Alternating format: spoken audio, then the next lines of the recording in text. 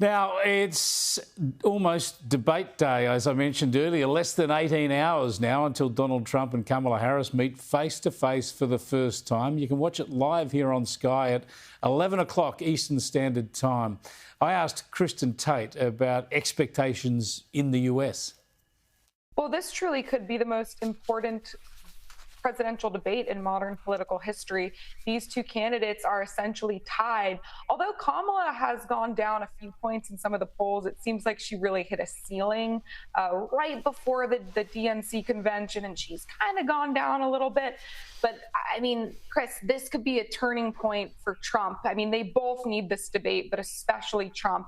And I think there are kind of four themes Trump needs to hammer home if he's going to win this debate. The first is to tie Kamala to the Biden administration. Don't let her run from that record of open borders and inflation. The second is calling her out for not answering questions and for running away from the press.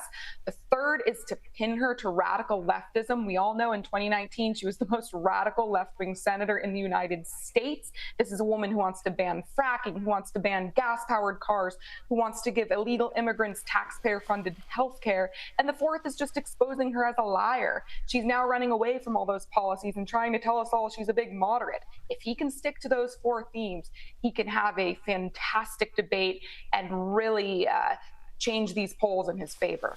Yeah, I think they're four really good points, but he's also got to remain disciplined and focused. He doesn't want to come across as any sort of a bully, and he was like that in the debate against Joe Biden, so we will see. Tell us about the talk on the streets, though. Is everyone talking about it in the US? Everyone planning to watch it? Is it dominating discussion at the moment? Yes, this will have huge viewer ratings. Everyone's very interested in Kamala because she's not really given any interviews. She doesn't interact much with reporters. She's not answering any questions. And she's running very confusing ads for her campaign. She's literally running an ad right now of herself standing next to Trump's border wall, claiming she's going to be some tough person on the border, while her administration is currently allowing millions of them to pour into the country. So there's a ton of anticipation for this debate.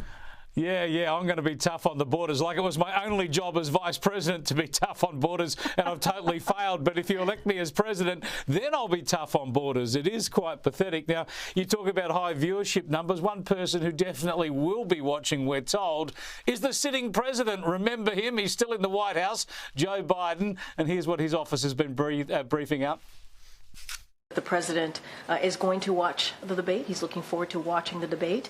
I'm not going to preview or confirm any conversations between the president and the vice president. As you know, they speak often. The president is incredibly proud of the vice president. Well, I tell you what, I want to call that out on two fronts, Kristin. First, I don't reckon he'll stay up. If it's 9 o'clock in the East, I don't think Joe Biden will be awake for the debate. And secondly, of course, he's not briefing Kamala Harris. How could he brief Kamala Harris? He doesn't know what state he's in himself.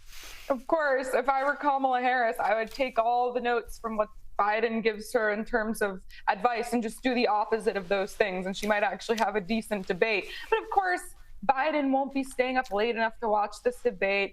Nobody cares what he thinks about the debate. Everyone knows he's effectively not president anymore. He's president in name only. So he's become totally irrelevant.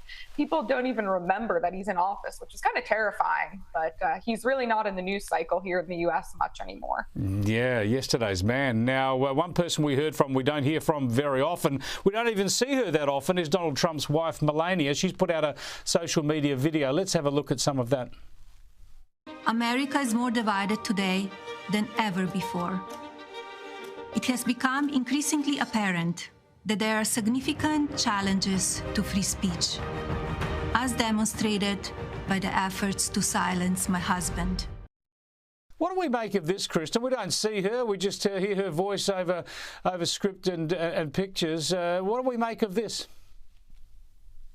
I think it's fine. I don't think this ad from Melania is going to move the needle very much.